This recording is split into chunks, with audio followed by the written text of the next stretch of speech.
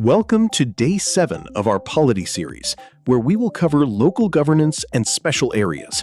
This video will explore the constitutional framework and key provisions related to local self-government in India. India has 3 levels of government: union, state, and local. The concept of democratic decentralization empowers people at the grassroots level through Panchayati Raj in rural areas and municipalities in urban areas. The constitutional framework for local governance involves the 11th and 12th schedules, which list the functional subjects for local bodies. Legislative power is a state subject under the 7th schedule, meaning states make specific laws for local government. Article 40 lays the foundational goal for village panchayats. Rural governance is covered in Part 9, added by the 73rd Amendment. Urban governance is in Part 9A, added by the 74th Amendment, outlining the framework for municipalities. Panchayati Raj, the rural local government, was established by the 73rd Amendment Act, 1992. It follows a 3-tier hierarchy: Zila Parishad, Panchayat Samiti, and Gram Panchayat. It is based on the Gram Sabha, which includes all registered voters in a village. Municipalities, the urban local government, were established by the 74th Amendment Act, 1992. They include Nagar Panchayats, municipal councils, and municipal corporations. Key features include a fixed 5-year duration and reservation for women and SC/ST. Part 9A of the Constitution covers municipalities. Key articles address the types of urban bodies, reservation, powers related to the 12th schedule, the Finance Commission, and metropolitan planning. Let's review some multiple-choice questions. Panchayati Raj is included in the state list of the 7th schedule. The first committee to demand constitutional recognition for panchayats was the Ashok Mehta Committee in 1977. The evolution of the demand for local governance involved key committees. Bhawant Rai Mehta introduced the 3-tier system. Ashok Mehta first demanded constitutional recognition. L.M. Singhvi strongly advocated for constitutional protection and the Gram Sabha. The next multiple-choice question asks which state is covered by special provisions under Article 371. The correct answer is Maharashtra and Gujarat. These provisions relate to developmental boards and regional parity. Articles 371 to 371J provide special provisions for several states, including Nagaland, Assam, Manipur, Sikkim, Mizoram, Arunachal Pradesh, Goa, and Karnataka, in addition to Maharashtra and Gujarat. These special provisions are found in Part 21 of the Constitution. Unlike panchayats and municipalities, these articles do not have a dedicated schedule. They protect the unique identity, culture, and developmental needs of specific regions. The 73rd Amendment does not apply to Nagaland, Mizoram, and Meghalaya. This exemption is to protect their traditional tribal systems of self-governance. Other exemptions from Panchayati Raj include the hill areas of Manipur and Darjeeling district, which have existing local councils. The 5th and 6th schedules grant special provisions for tribal regions, ensuring control over land and self-rule through autonomous district councils. A key update concerns Jammu and Kashmir. Following the J&K Reorganization Act of 2019 and the abrogation of Article 370, the provisions of the 73rd Amendment now fully apply to the UT of Jammu and Kashmir. Question 5 asks about the number of states covered under the PESA Act, 1996. The correct answer is 10. The PESA Act extends the provisions of Panchayati Raj to the scheduled areas under the 5th schedule.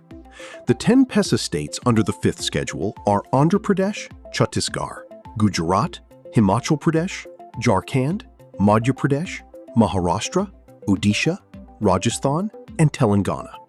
Question 6 asks which state does not come under the 2nd schedule. Assuming the question refers to the 6th schedule, Sikkim is the state not included. The 6th schedule applies to tribal areas in Assam, Meghalaya, Tripura, and Mizoram. Question 7 focuses on the middle unit of the 3-tier Panchayati Raj system. The correct answer is Panchayat Samiti. The 3 tiers are Zila Parishad at the apex, Panchayat Samiti in the middle, and Gram Panchayat at the base. The Panchayat Samiti links the Gram Panchayats and the Zila Parishad. Its members are directly elected, and it coordinates schemes and consolidates village plans. Question 8 asks who declares an area as a scheduled area per the Constitution. The correct answer is the President of India. The President has the sole constitutional authority to notify, alter boundaries, or rescind the order. Scheduled areas are governed by the 5th schedule for states other than Assam, Meghalaya, Tripura, and Mizoram, which fall under the 6th schedule. The criteria for declaration include the preponderance of tribal population and economic backwardness. A tribe's advisory council of up to 20 members must be established in these states to advise on tribal welfare. Currently, there are 10 states with 5th schedule areas. Question 9 considers statements about Panchayati Raj institutions. Statements 2 and 4 are correct. Shared revenues are collected by the state but transferred to local bodies, and the State Finance Commission reviews the financial position of panchayats and municipalities. Statement 1 is incorrect because grants are based on the recommendation of the State Finance Commission, not Niti Aayog. Statement 3 is incorrect because the SFC handles transfers within the state, not from the center to states.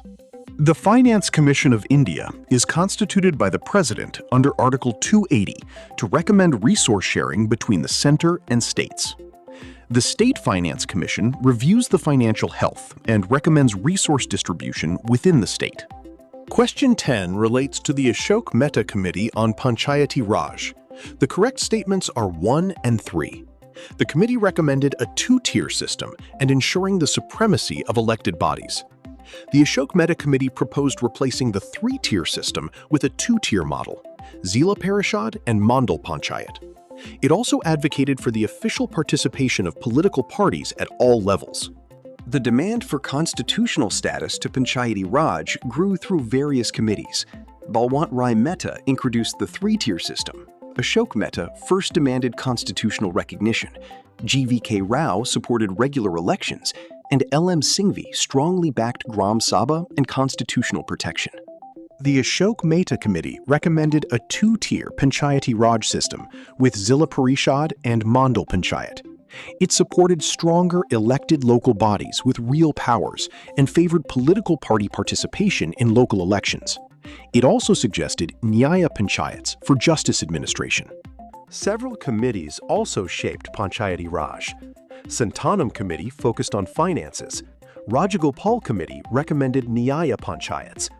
Thungan Committee supported fixed tenure, and Gadgil Committee suggested state finance and election commissions. Question 11 concerns Part X of the Constitution. Correct statements are 1 and 3. Part X deals with scheduled and tribal areas, and Article 244A allows Parliament to form autonomous states in tribal areas of Assam. Part X contains Articles 244 and 244A.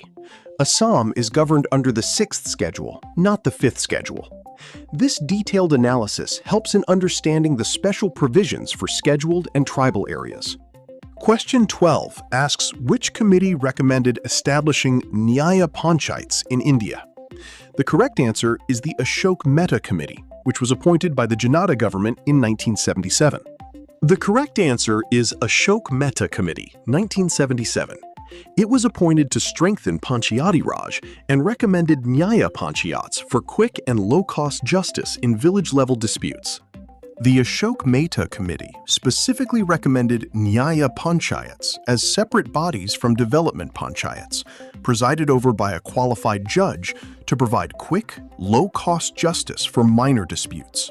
Today, the role of traditional Nyaya Panchayats is largely overshadowed by the modern Gram Nyayalayas established under the 2008 Act. These are formal, professional village courts backed by central funding. For local justice alternatives, Lok Adalats are also important. They are successful voluntary forums for amicable settlement, offering finality with no further appeals possible. Next, question 13 tests knowledge of Article 243. The correct statements are 1 and 2. Article 243C addresses the composition, and 243D mandates reservation for women in chairperson offices. Remember this quick guide for Article 243. 243C deals with composition, 243D with reservation, 243H with taxes, 243I with finance, and 243K with elections. Statement 3 is incorrect. Article 243I relates to the State Finance Commission. Statement 4 is incorrect. 243J is about auditing accounts, while 243O bars court intervention in electoral matters. The first constitutional amendment of 1951 strengthened equality provisions by inserting Article 15(4). It empowered the state to make special provisions for socially and educationally backward classes, including SCs and STs. Article 15 is a fundamental right under the right to equality and prohibits discrimination on grounds of religion, race, caste, sex, or place of birth. It also ensures equal access to public places and facilities for all citizens. The first constitutional amendment of 1951 strengthened equality provisions by inserting Article 15 sub 4(4). It empowered the state to make special provisions for socially and educationally backward classes, including SCs and STs. Article 15 is a fundamental right under the right to equality and prohibits discrimination on grounds of religion, race, caste, sex, or place of birth. It also ensures equal access to public places and facilities for all citizens. While Article 15 prohibits discrimination, the Constitution also allows special provisions to achieve real equality. Article 15(3) permits benefits for women and children. Article 15(4) allows measures for SCs, STs, and socially backward classes. Article 15(5) enables reservation in educational institutions, and Article 15(6) provides up to 10% reservation for economically weaker sections. These exceptions promote social justice and equal opportunity. Several constitutional amendments have strengthened safeguards for scheduled castes and scheduled tribes. The 8th Amendment extended reservation of seats in legislatures. The 65th Amendment created the National Commission for SCs and STs, and the 95th Amendment further continued political reservation. These periodic extensions ensured continued representation and protection of disadvantaged communities. The 102nd Amendment later gave constitutional status to the National Commission for Backward Classes. Thank you everyone for joining this class. I hope today's session helped you understand the topic in a clear and simple way. Keep revising regularly, stay consistent in your preparation, and continue learning with confidence. See you in the next class.